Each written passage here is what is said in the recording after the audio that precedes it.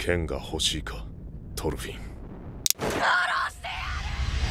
It's not every day an anime can have a genuine effect on you as a person, nor is it every day an anime can have a long-lasting effect on the entire internet. I think we're all used to good anime creating a buzz on Twitter with some shiny edits and some fancy one-liners, and usually that's where it ends. But with Vinland Saga, that didn't seem to be quite the case. Season 2 of Vinland Saga can essentially be summed up by one simple phrase: I have no enemies.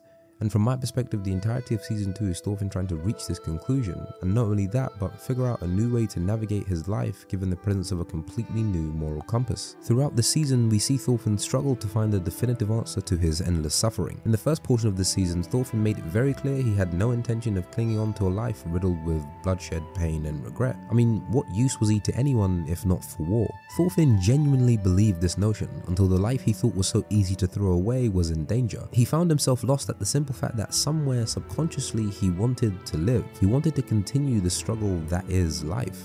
The most interesting part about this realization is that we see Thorfinn possibly for the first time reflect on who he was up until that point. We aren't watching a kid flail around in anger and constant disarray. We're watching a young adult do his best to figure out who he is and how he wants to live his life from now on. There's lots of moments in this season where Thorfinn goes through plenty of mental turmoil, and this poses an interesting dilemma for our young protagonist, because for the first time he's ill-equipped and is facing an enemy he doesn't even understand: himself. I think the journey Thorfinn is going on is one of true growth. He doesn't just get better at fighting, beat more people up and become this hardened, ruthless warrior with no remorse, because that's never who Thorfinn really was. Even in Season 1 we see flashes of the underlying nature that defines Thorfinn as a character, yet people are surprised by Thorfinn's drastically different personality in Season 2. From my perspective, Thorfinn was never really motivated by pure revenge, but rather a love and admiration for his father. He couldn't even bring himself to strike the very same sleeping man that ended his father's life, simply because it would dishonor his father's name. Regardless if he would have been successful that day, I believe it was principle that stopped Thorfinn in his tracks. There are moments like this sprinkled out through Season 1,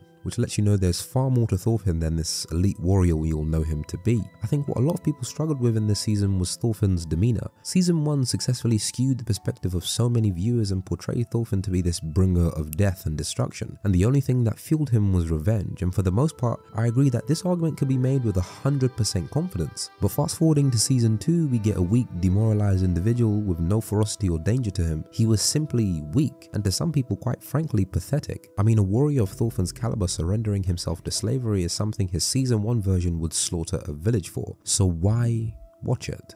There's barely any fight scenes, the main protagonist isn't what we were led to believe, and to be frank, who gives a damn about farming? These, coupled with a few more reservations about Season 2, is usually how discussions with friends have gone. The opposing opinion is usually that Thorfinn has become weak and domesticated, and it's honestly just sad to see your favourite fighter become a lapdog for a pretty decent owner. This opinion usually stems from viewers not being able to experience the well-animated, high-octane action from the previous season, but from my perspective, the story took a direction that I rather enjoyed. It dared to do something different, which is always a dangerous move, especially with an anime character that has been portrayed to be such a ruthless and angry individual. With this approach, the author has seemingly taken away the very foundation of the character he has introduced. He's pruned all of the characteristics that made people fall in love with Thorfinn as a character in the first place and made him docile. But I think he's done the complete opposite. I think Thorfinn is probably one of the bravest men alive. I mean, just think about it for a second. In an age where violence is the quickest and easiest answer to all disputes, he decided to face that reality head on, while understanding that he's still unaware of how to exist in society without the use of such force. And even so, he vows to himself to never take the easy way out and continues to struggle to find an answer and confront the norms of his time by opting for a solution that is very unfavorable,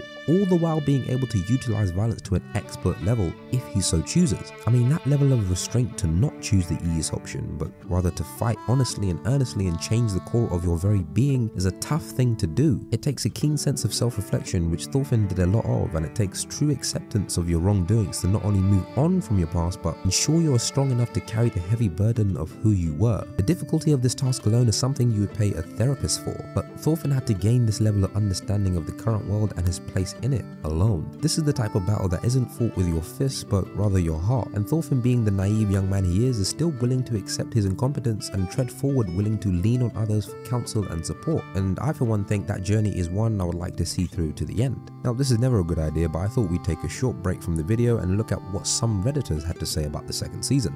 Because if you want to know the true state of the anime and manga community, you go on Reddit. By the way, I am going to read this word for word. There are spelling mistakes. It is actually boring. You can't convince me it's not.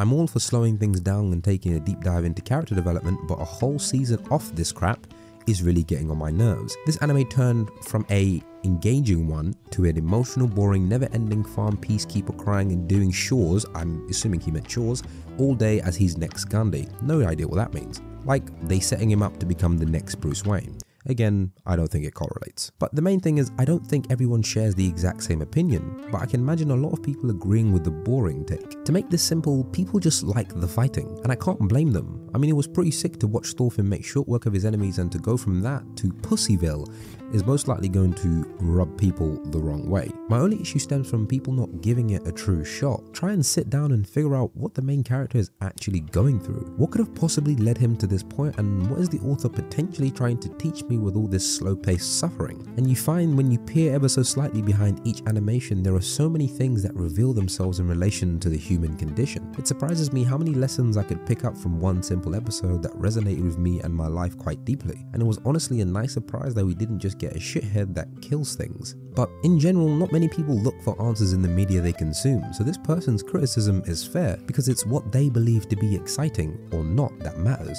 And that's fine. Another Redditor had this to say: I felt certain parts were dragged too long. If the saga was all action, it lacked substance and depth. Now this take I wholeheartedly agree with. One thing I'd like you as the viewer to walk away with is that I loved the second season of Vinland Saga, but it's not perfect, and I can't cover every single imperfection in a single video, but some bits just did not need to be as long as they were. Some scenes felt like padding to simply fill out a season, but I do understand that it was out of necessity that they were added. For instance, the Arnade arc. Her character was very necessary to Thorfinn's development and influenced a lot of decisions on how he perceived to be the best way to live his life. But why on God's green earth did it take so long for her to die? This honestly did not need to be as long and drawn out as it was. The pacing of her arc felt off and artificial in a strange way.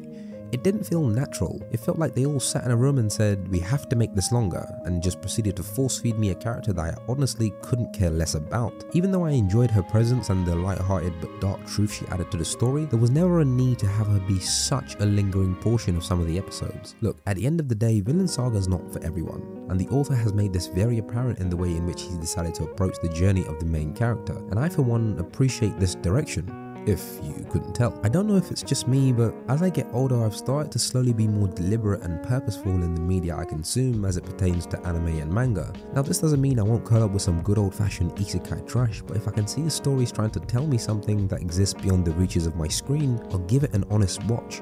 And I believe Vinland Saga was doing exactly that. I think this season in particular came at a very important moment in my own personal life.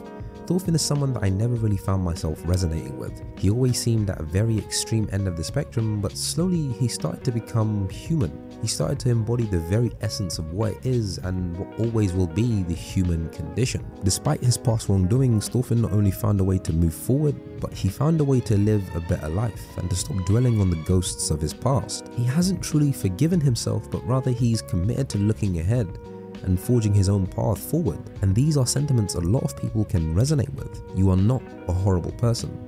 You are not worthless. You mean something.